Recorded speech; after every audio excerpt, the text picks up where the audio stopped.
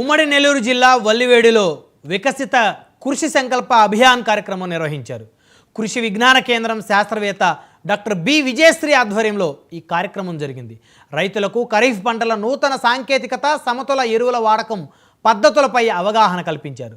కొత్త వరి రకాలు, యంత్ర ఆధారిత వ్యవసాయం, మొబైల్ యాప్ల అంశాలపై డాక్టర్ మంగళదీప్, డాక్టర్ అనంత వివరించారు.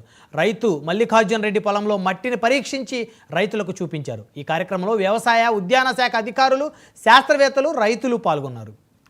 డాక్టర్ బి విజయశ్రీ, నేను కృషి విజ్ఞాన కేంద్రం డాక్టర్ వైఎస్ఆర్ ఉద్యాన విశ్వవిద్యాలయం ఐసీఆర్ అటారీ జోన్ 10లో శాస్త్రవేత్తగా పనిచేస్తున్నాను. ప్రథమంగా ఈ కార్యక్రమం మేము ఈరోజు వికసిత్ కృషి సంకల్ప అభియాన్ అనే కార్యక్రమాన్ని మే 29 నుంచి జూన్ 12వ తేదీ వరకు కేంద్ర ప్రభుత్వం వారి మరియు అటారీ జోన్ 10 వారి ఆదేశాల ప్రకారం ఈ కార్యక్రమాన్ని వివిధ గ్రామాల్లో మేము శాస్త్రవేత్తలు అందరము కూడా బృందాలుగా ఏర్పడి ఈ కార్యక్రమాన్ని నిర్వహించడం జరుగుతూ ఉంది. మేము కృషి విజ్ఞాన కేంద్రం పెరియవరం వెంకటగిరి వారు 4 బృందాలుగా మేము ఈ కార్యక్రమంలో ప్రతిరోజు కూడా వివిధ గ్రామాల్లో, వివిధ మండలాల్లో పనిచేస్తున్నాము.